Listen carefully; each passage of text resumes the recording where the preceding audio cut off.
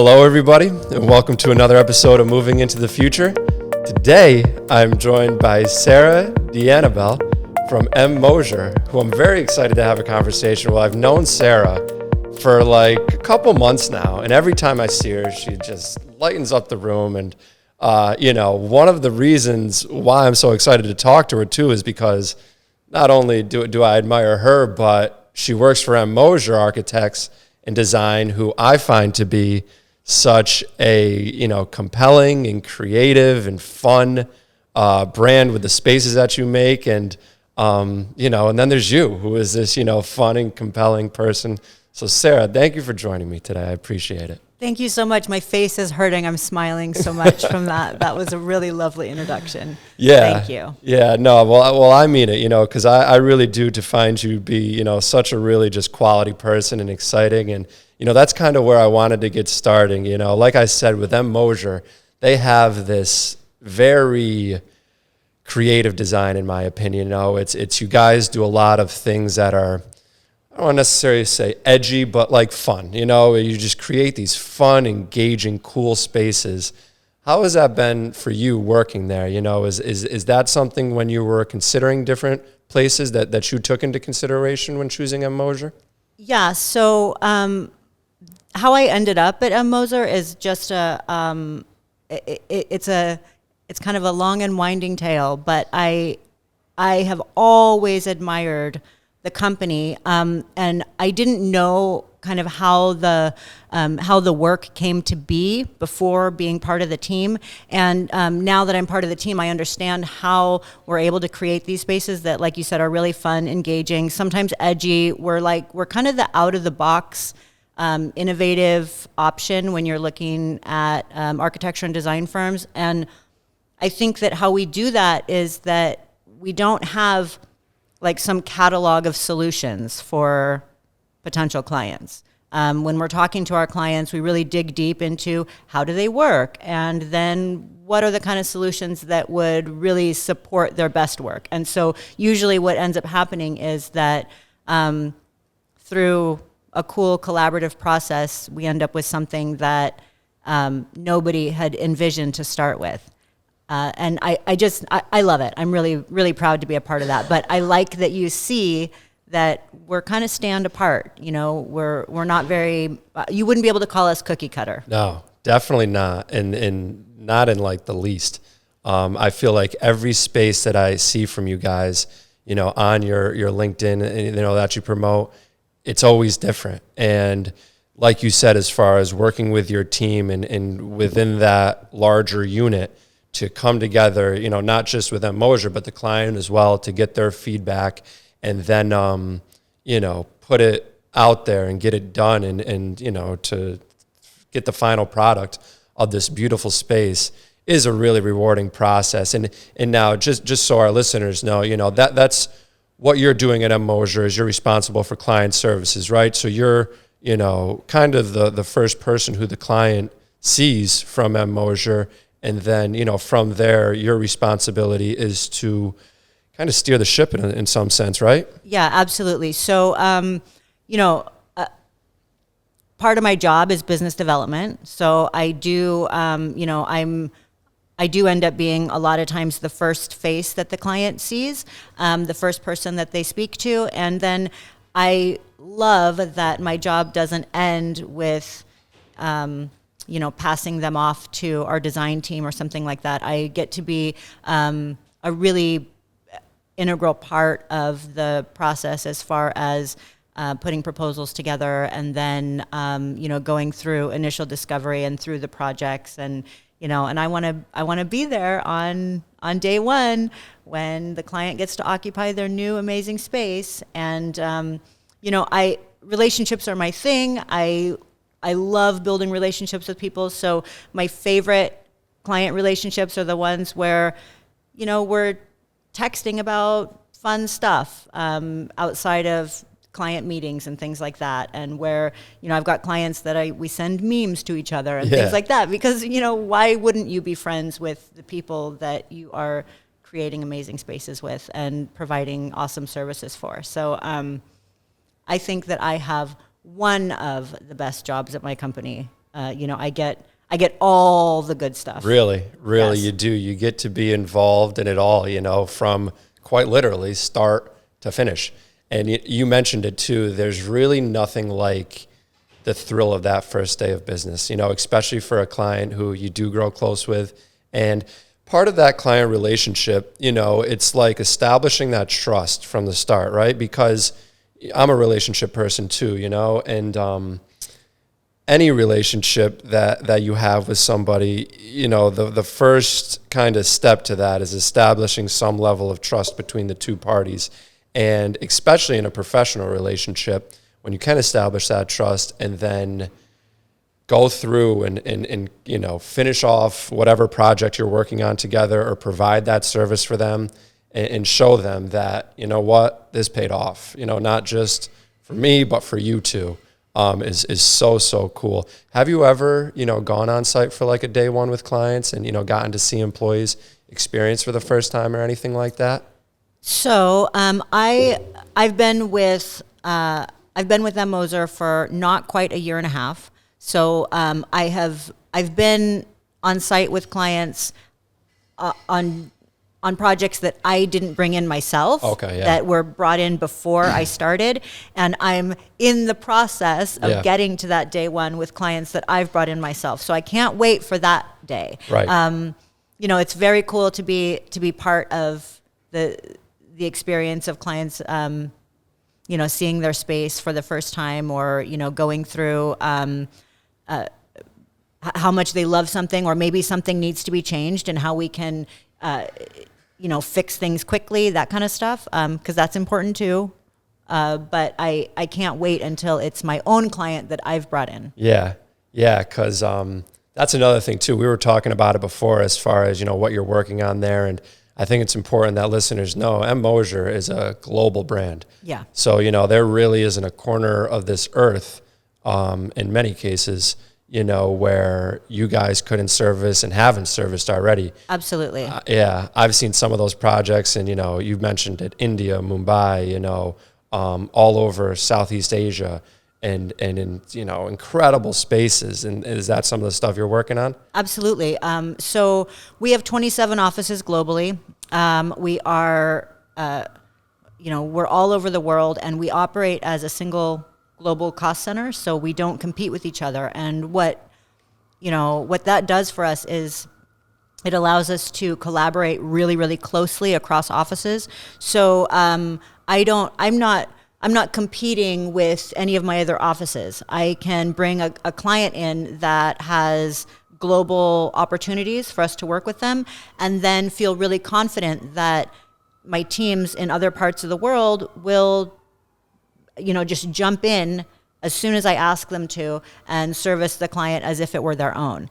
And that's happening right now with two of my clients that I've brought in. They've got opportunities in Paris, in London, in Poland, in Brazil. There's opportunities all over the place, and the teams are just as responsive there for me as if they were in our own New York office. And when I got hired with M Moser, I was living in the UK, and so but I was working for the New York office. So my time difference made it so that I was working for a few hours in the morning before people were awake here. And so I did my own proactive reaching out to my global colleagues and just built some really good internal relationships. Nice. So now, if I need something in literally any office in the world, I've got friends already. I don't have to approach people that I don't know and just say, hey, can you help me with this? And they're more than happy to. So we just have such an amazing, incredible, responsive team. And the culture there is that everybody really is willing to help. Yeah, that's really so important and so nice to have, because when you are such a large company like that, people can get siphoned in some sense, to their local markets or something like that. But the fact that you guys take this on, as a company initiative to always be available, regardless of where one person is or another person is so important. And then on top of that, not only do you have that streamlined communication and capabilities in all these different markets, but you guys are full design build too. Yep. Yeah. So like, you guys are fully capable of designing the space, building the space, really everything, which is again, like such a huge, I don't want to say necessarily like selling point, but like advantage that you have. Agreed. So sometimes, advantage definitely in some markets. In New York, it's a little bit difficult. Yeah. New Yorkers this market is very much, it's a beautiful market. There's a ton going on, but it's very much a competitive in some sense. Is that what you're? It's competitive, but also design consultancy is Right. kind of the name of the game here. Right. So I would say that, like in Asia, for instance, probably between 70 to 90% of our projects are design build, and here I would say that 70 to 90% of our projects are design consultancy. So Interesting. we definitely have the capability here, and we deliver design build all the time, but we also work really, really well with third-party PMs and construction managers and, everybody else, all the subs that we need to work with. We're happy to do that, or we can provide, an integrated project delivery model. Either way, Right. whichever way works Completely best for our customizable. completely customizable. And we understand the different challenges in the different markets, and we're happy to meet our clients wherever they need us to meet them. Right. And it's, I'm realizing too that sometimes the design build term scares some partners, some Right. industry partners. Right. They think that we are competitors. Exactly. When we're not. Yep. We can, like I said, we can meet our clients wherever they'd like. We also can meet our industry partners wherever they need to be met. Right. And that's the same situation for me as well, at the Advanced Group, with what we do as far as workplace services. So many people just think of us as a mover, for example. But we do offer a lot more in terms of the furniture installation and the IT services and, office cleaning, whatever it may be. And it does get a little dicey sometimes, And I think what I always tell people, at least, is that I'm just trying my best to service the client, and whether that means we're doing it all or we're collaborating with others, it's really all about, on our end, coming together as a team and figuring out what needs to be done in order to provide either the best service or product for the client, which is, the most important thing. Yeah, absolutely. And every client has different needs. Exactly. And we're not here to try to ever force our agenda on any client. Right, like corner the market or anything Absolutely. like that. Yeah, same. Absolutely. And you mentioned it too, as far as the New York market being specific, but with you doing projects everywhere and you living in London, I was in a similar position where I didn't necessarily live in London, but I was spending a lot of time in Europe, doing different projects there and different stuff like that. What was that like for you working in London? How long were you there for? So I was about an hour and 20 minutes south of London in Portsmouth. Okay. And I was there for almost 11 years. Wow. Yeah. My husband is British. So when we got together, we moved over there. And I've not been in architecture for 11 years. Absolutely not. In fact, I have a 9-year-old, and when they were about a year old, I decided to go back to work, and I was just going to go get a little job around the corner just to get out of the house. So I started working at a fast food company, and I was flipping burgers and making fries, and I don't know if you know this about me, but I work my butt off at whatever I do. Yeah, that's right. You're very motivated. So I was the best darn burger flipper that ever there was, and within a few years, I was recruiting and training managers for 22 restaurants. Wow. Wow. So, yeah, I took every training opportunity. I busted my butt. I can clean a grill like nobody's business. Good for you. So I look cute in a little fast food uniform. Right. You got the hairnet and everything. With the hairnet and everything and a hat on. Yes. So anyway, I was doing this, and I got approached by a recruitment company. So I went to go work for this recruitment company, never having recruited in my life, but I've got, I can type quick and I have no shame. So I will cold call anybody and talk about anything with them. And I started working, recruiting architects and interior designers in Manhattan from the UK. Oh, cool. So, I was working remotely before people were working remotely. Right. And very quickly, and I think it was because I don't have any background in it, and so I didn't know what not to do. Very quickly, I was top of the leaderboard like month after month after month after month, and was just killing it, just smashing every target that was given to me. And I through this whole process, I learned that I have these marketable skills, right? Like I didn't really know. Wow. I didn't really know. Yeah. So, I started having this belief and understanding that I have something pretty valuable, right? That I didn't even know about. So I was trying to make M Moser a client for about 4.5 years while I was recruiting. And the internal recruiter is amazing. She is wonderful. She is lovely. She was my favorite no for 4.5 years that I had. And we were like I said, now I have got clients that I send memes and stuff to. She and I were sending comics back and forth and having this great relationship, but she did keep saying, no, we're not going to use you, right? And then one day she said, Sarah, why don't we have a different conversation? What's your personal email address? And the rest is kind of history. Yeah. My first interview, I interviewed with our group managing director. I didn't realize that he's like part owner of this massive international company, right? So I was not feeling the pressure. I also wasn't looking for a new job. So again, wasn't feeling the pressure.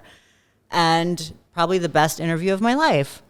I said to him, I'm like, I'm not looking for a job. So tell me why I should come and work for you. Wow, you flipped the script a little. Yeah, it was great. It was a fantastic conversation, and we've been good friends ever since. That is incredible. So cool. And do you know what? I think that that part of my success with M Moser so far has been that I haven't grown up in this. I haven't built my career through learning how other people do it. Right. So I shoot from the hip. Exactly, and you've created your own path in some sense. I've created my own path. M Moser is really supportive of people doing what they're best at. And just really exploring that. And we are incredibly entrepreneurial. And that suits me to a T. Right. And what is it that you've seen? Because, you are so, unique, and you offer such like a breath of fresh air in your own right. What is it you've done unique yourself in terms of business development? Or, what have you brought to it that you think that is, been your own personal touch in some sense? So I'm just a little bit cheeky, Jack. Yeah, you are cheeky. You are cheeky. So I think that nobody yet has told me, no, you can't do that. Mm-hmm. People have been really gracious with well, maybe this is a good way to tailor this or some, and helping me understand the market and stuff. But like I said, I have no shame. I'm I'll have a conversation with anybody about anything. Mm-hmm. And, and I'm not afraid to ask questions, and I'll just get right in there. So, I talk to people like they're friends I haven't met yet. I'm not formal in the slightest. Yeah. I think people like that. You can't see on audio, but I got purple hair. I've got tattoos. There's video too. Yeah. Oh, okay. So, I think I look a little different. I just approach things a little different. Do you know what I think really works? I think that, if I'm not working with somebody yet, I literally have nothing to lose. Right. So what could possibly go wrong? Exactly. And I think we both have that unique trait to kind of be friends with everybody, where if you don't know somebody, that's just an opportunity to make a new friend, Absolutely. And that's kind of how I go about it too. It's I'm open to working with, I just want to do cool stuff, and like Yes. whether it's through work or, through Cornet, we're both involved in committees on there. Like, I'm just looking to collaborate, even like this.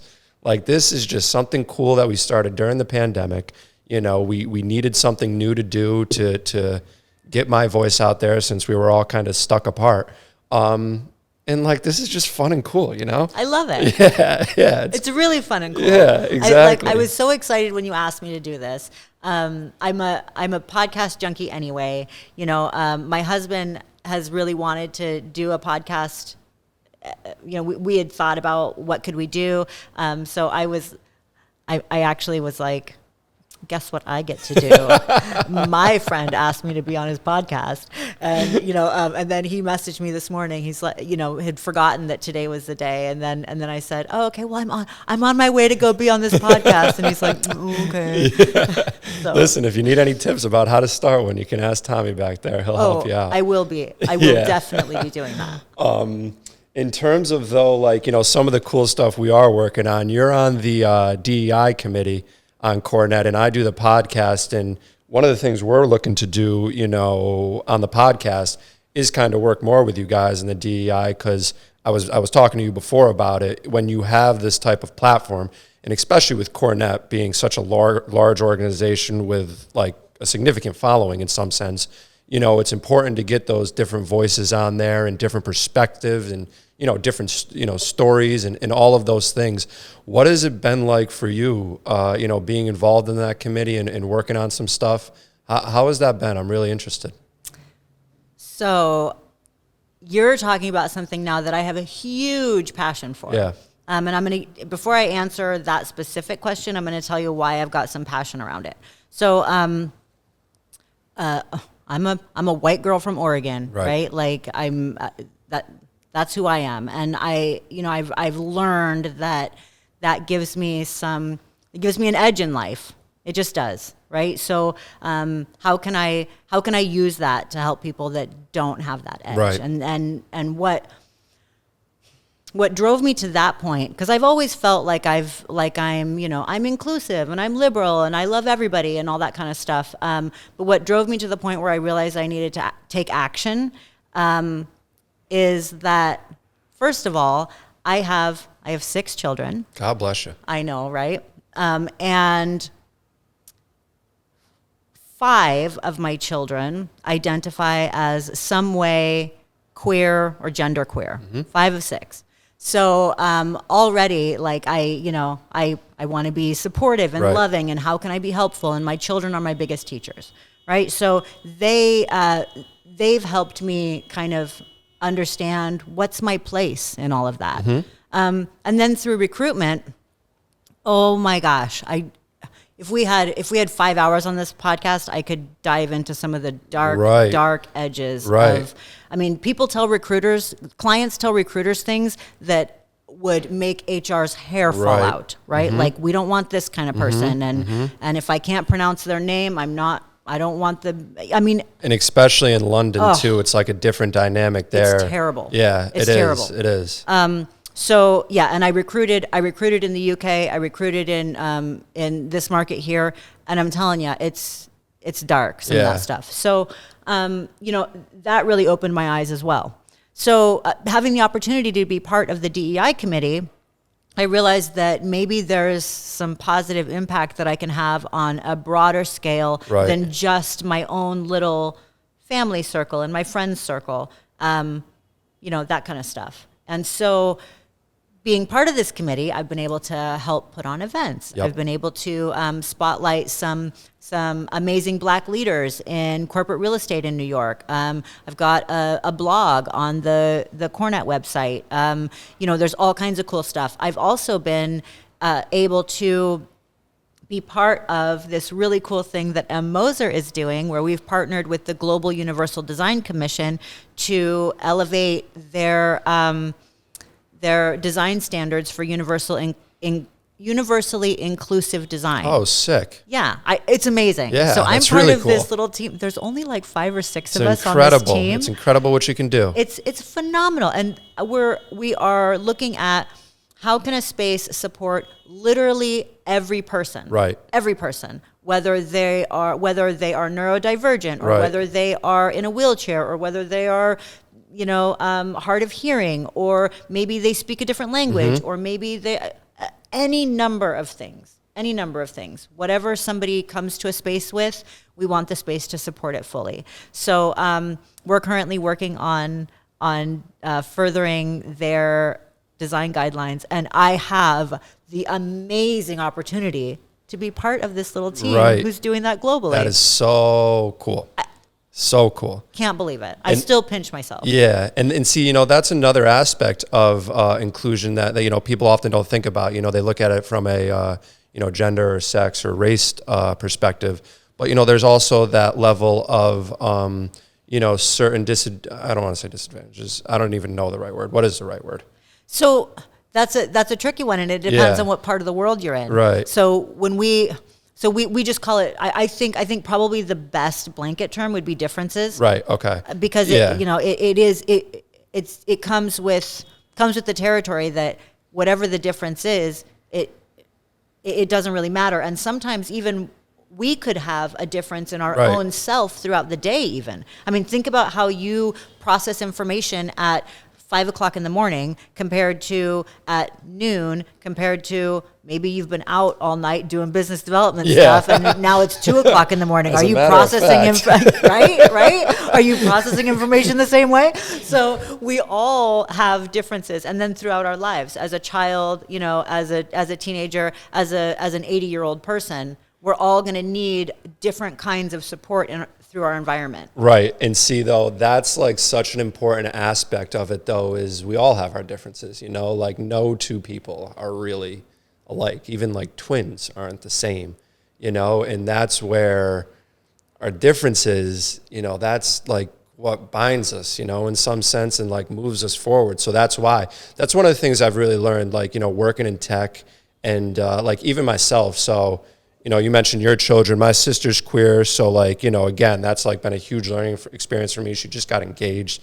I'm like so happy for her. She's engaged to this very sweet Cuban girl. They're such a cute couple, and there's that. And then I'm a big brother, so like that incorporated me into like a completely different vantage point of life, and like really opened me up to how different things are for some people. And there's so many reasons as to why, and we don't need to get into all that.